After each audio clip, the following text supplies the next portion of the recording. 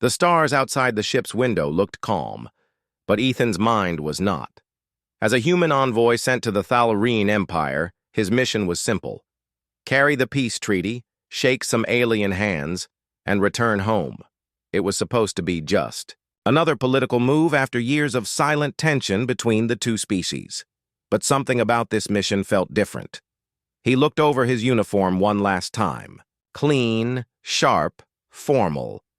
The symbol of Earth's diplomatic corps was polished on his chest.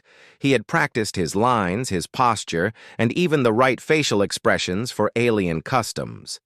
But nothing prepared him for what came next.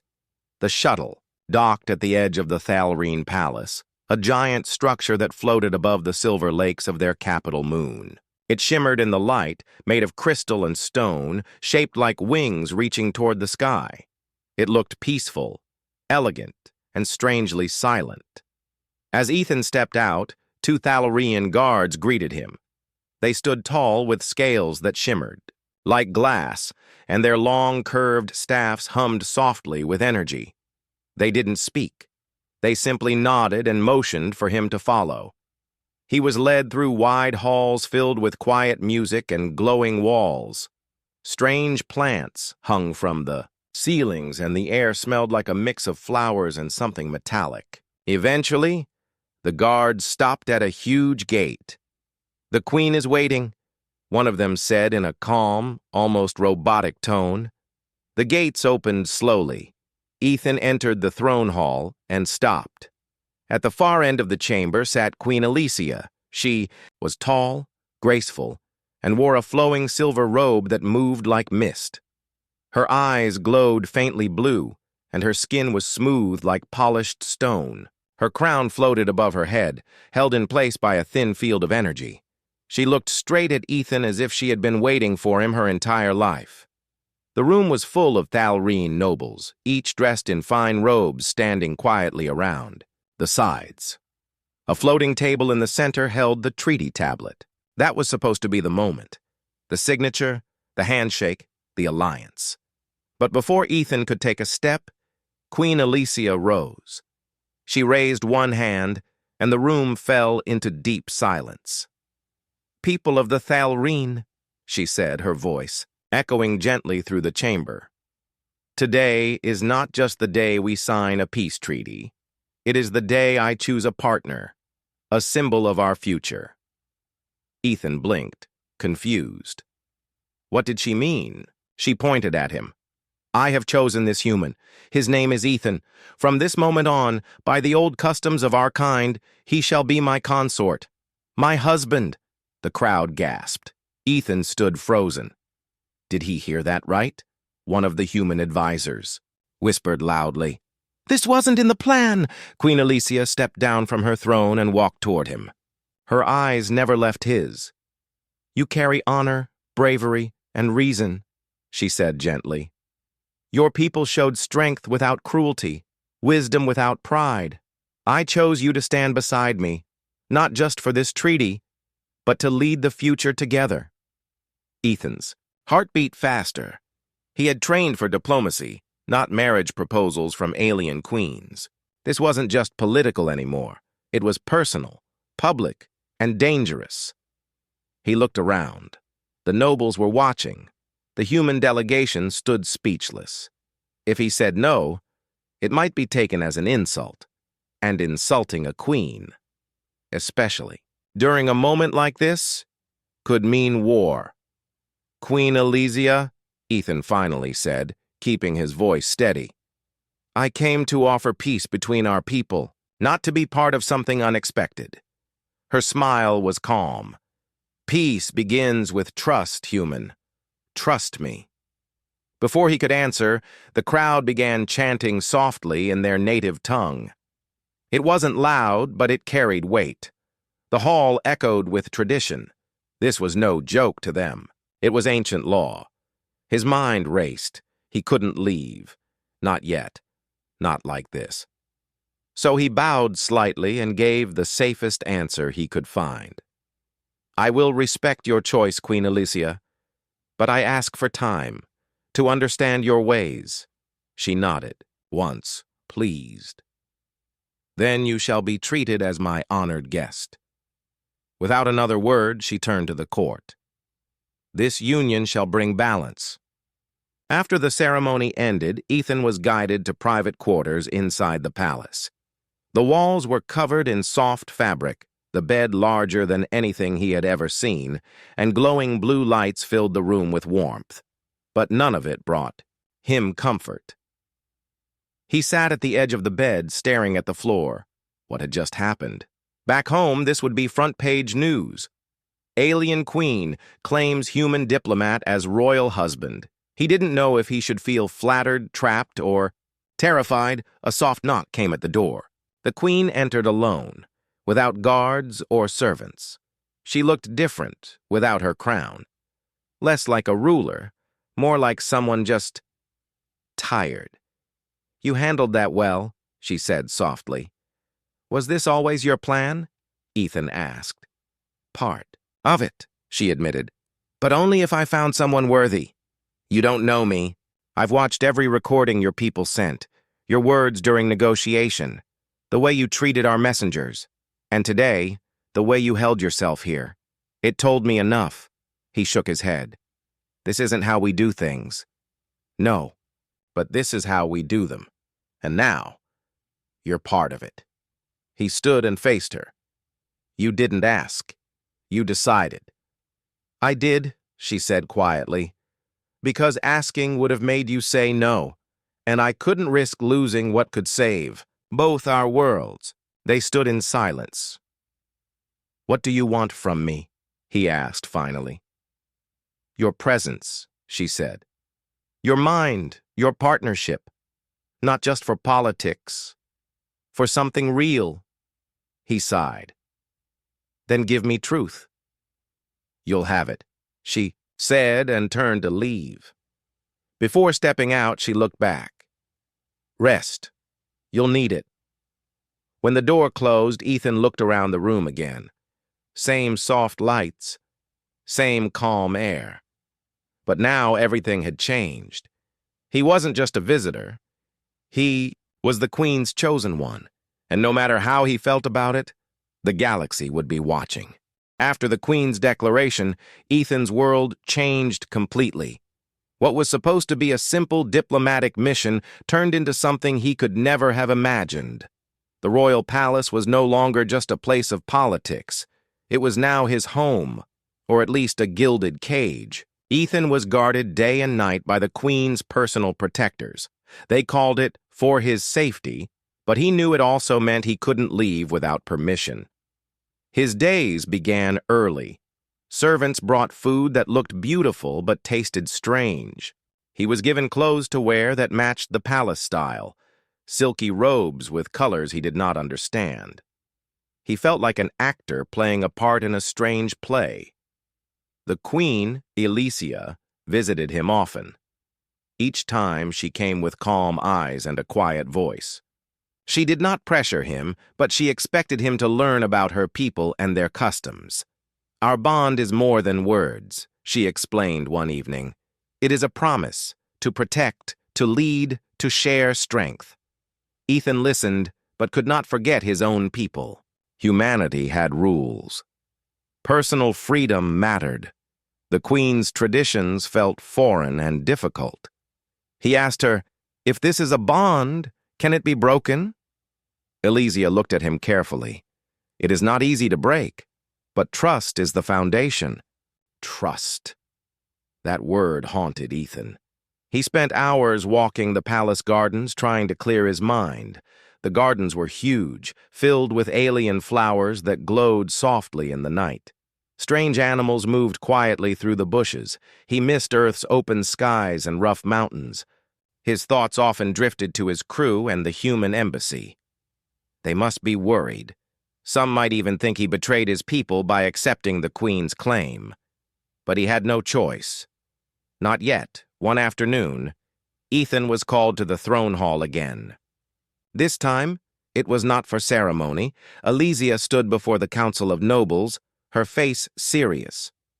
"There is a threat," she said. "The rival faction, the Varaxis, grows stronger. They seek to overthrow our rule and destroy the peace we work for, the nobles murmured in worry. This is why Ethan's presence here matters, Elysia continued. He is a symbol, an alliance. Ethan watched carefully. The Queen was asking the council to accept him, not just as her chosen mate, but as a partner in war. After the meeting, Ethan met with the human ambassador secretly through a communication device. "We're considering a rescue mission," the ambassador said. "This situation is dangerous. If you don't agree to come back soon, we will send a team." Ethan shook his head. "I can't just leave. I need to understand what's really going on." "We don't trust them, Ethan. They use customs like chains. So do humans," he said quietly. "But maybe we can change things from inside."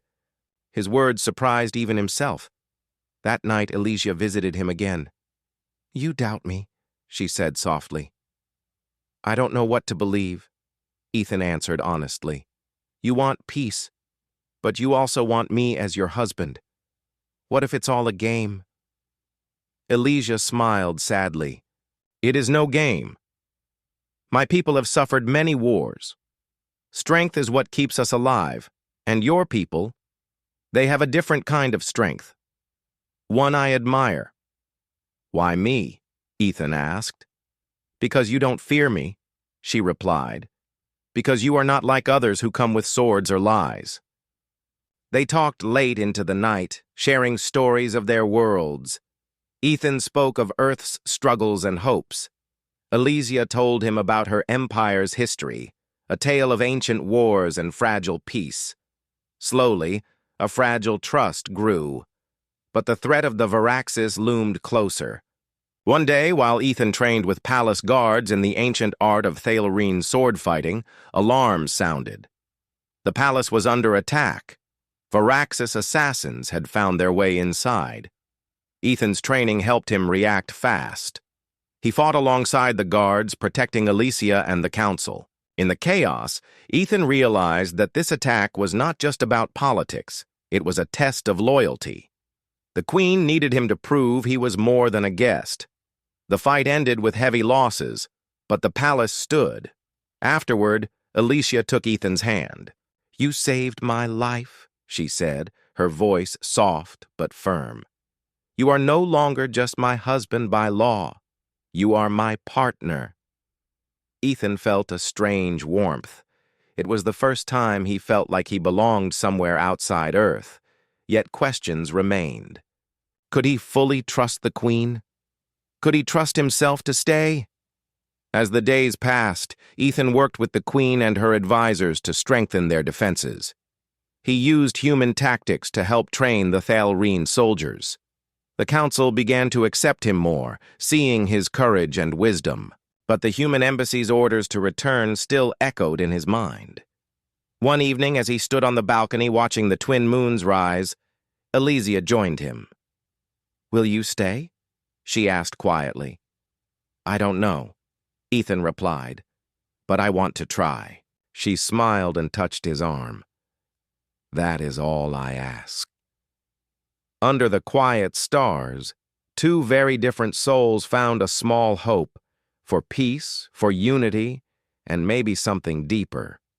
The Queen had declared him hers, but Ethan was beginning to choose her, too. The palace had not felt so tense in many years. After the Viraxis attack, the halls buzzed with whispers and suspicion. Ethan now understood that the Queen's world was fragile, held together by strength and trust. Two things that were not easy to balance. Elysia had become more than just a ruler to him. In quiet moments, she revealed her true self, a woman weighed down by responsibility, haunted by past losses, and driven by a fierce hope for peace. Ethan saw the cracks beneath her crown. One evening, as the twin moons shone over the crystal, towers, Elysia invited Ethan to a royal banquet. This event was important. All the great houses of the Thalarene Empire would be present. It was a chance to show unity, but also a chance for enemies to strike. Ethan dressed in a ceremonial robe that shimmered like the palace walls. He was nervous. These were powerful beings, some who still questioned the human presence. As they entered the hall, Ethan noticed many eyes watching him closely, some curious, some hostile. He stood beside Elysia, feeling both proud and out of place. The feast began with music that sounded like waves crashing on distant shores. The air was thick with the scent of exotic spices and glowing fruits. Then, in the middle of the celebration, chaos erupted. A group of Varaxis assassins slipped through the crowd, weapons hidden beneath cloaks. Before anyone could react, they struck. Ethan's training kicked in immediately. He grabbed a nearby ceremonial blade, not for honor but for survival. He fought through the crowd, protecting Elysia and the nobles. His movements were sharp, precise, a human soldier's instinct. The queen watched him from behind her guards, her face a mix of fear and trust. Ethan's bravery inspired the Thalerene guards, who rallied and pushed back the attackers. After minutes that felt like hours, the assassins were defeated or captured. The hall was silent except for heavy breaths and the clatter of dropped weapons. Elysia moved quickly to Ethan's side. She reached out, touching his cheek gently. "You saved us all," she whispered. "Your courage. It means more than words." Ethan looked into her glowing eyes and saw something new. Gratitude, and maybe something more personal. "I just did what was right," he replied quietly. "For you. For your people." That night, the Queen and Ethan spoke more openly than before. She told him about the weight of leadership, the endless decisions that cost lives. "My empire is tired," she said. "We want peace, but old wounds run deep." Ethan shared stories of Earth's own struggles, how humans learned to fight wars and then fight for peace. They found comfort in their shared hopes, despite differences. In the days that followed, Ethan's role changed. No longer just a visitor or prisoner, he became a trusted advisor. He helped Elysia plan defenses and negotiate with rebellious houses, but not everyone welcomed him. Some nobles whispered that a human could never truly understand Thalrian honor. Others plotted in shadows, waiting for a chance to strike. One afternoon, Ethan discovered secret messages hidden in the palace archives. They spoke of a traitor inside the Queen's council, someone feeding information to the Varaxis, he told Elysia, who thanked him and promised to investigate quietly. Working together, they set a trap. At the next council meeting, Elysia confronted the traitor, a high-ranking noble who denied everything at first. But the evidence was clear. With the council watching, the traitor confessed under pressure and was arrested. The Queen looked at Ethan with pride. "You saved my rule," she said, "and my people." Ethan felt a new respect from the court, but he also felt the burden grow heavier. He still missed Earth. He still wondered if he was doing the right thing. One evening, Elysia invited him to walk in the palace gardens again. The soft glow of alien flowers lit their path as they talked. "Do you believe in us?" she asked.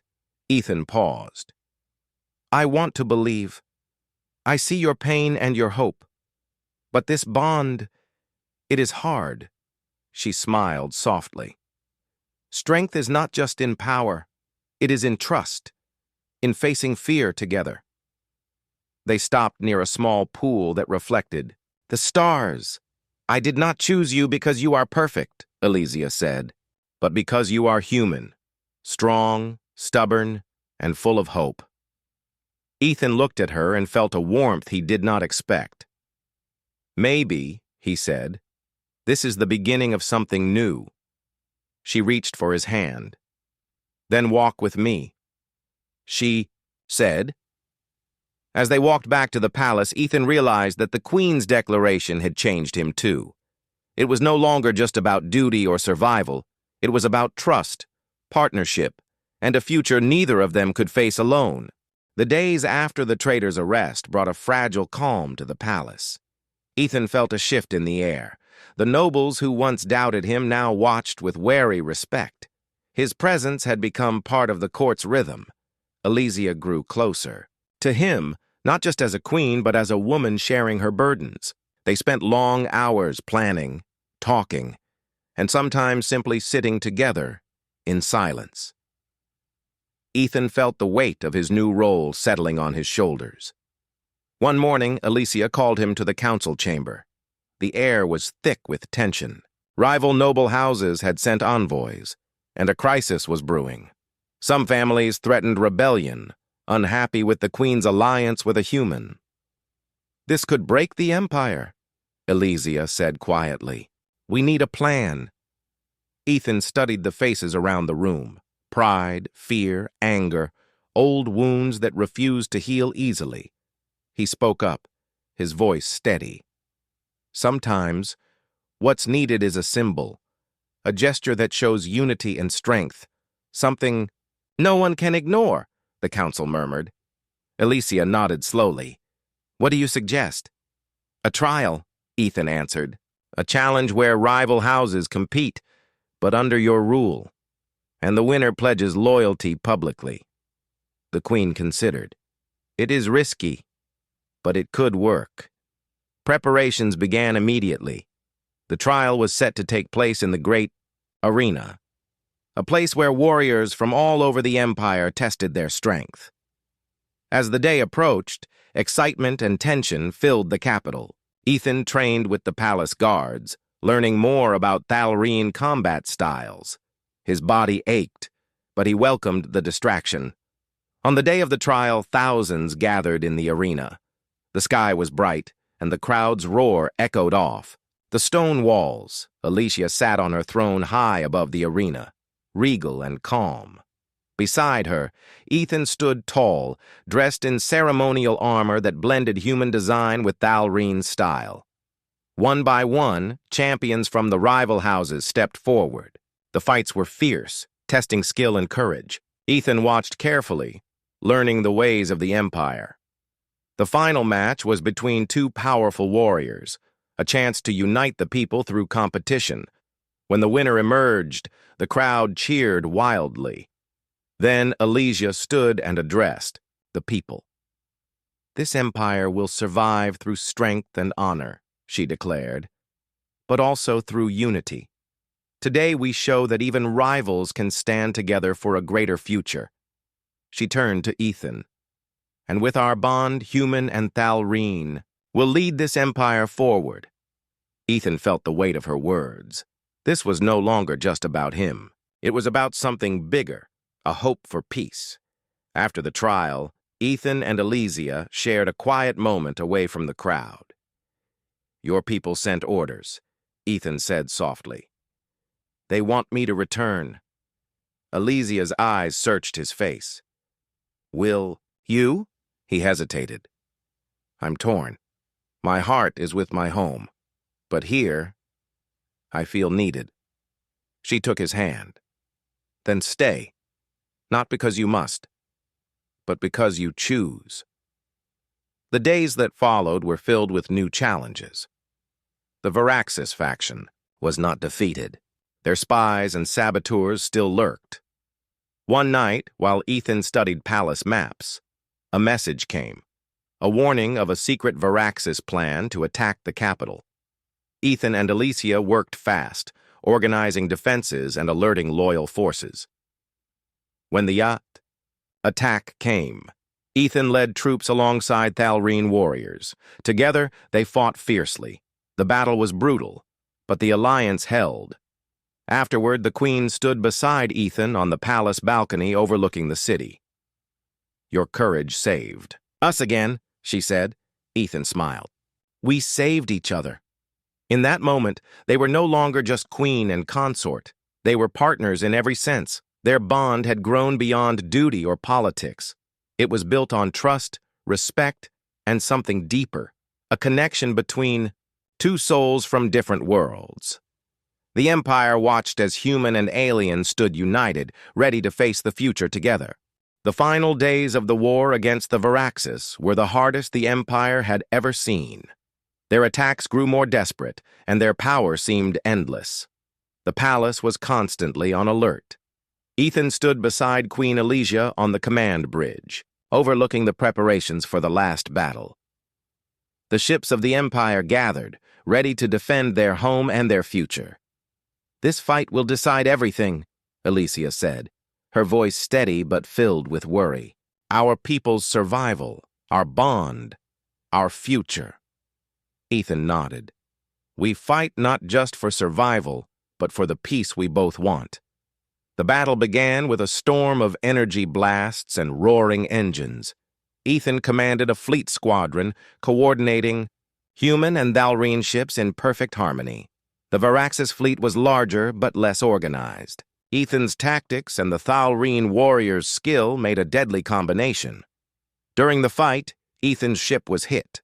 Alarms blared, the hull cracked, smoke filled the cabin, but Ethan stayed calm. He gave orders to repair crews and led a daring counterattack that broke the Varaxis line.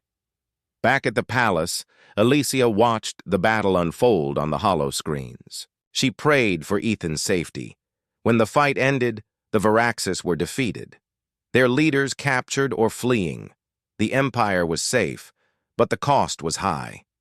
Alicia walked to Ethan's side as he returned to the palace. His uniform was torn, his face tired but victorious. "You have done more than I ever hoped," she said, her voice soft. Ethan smiled.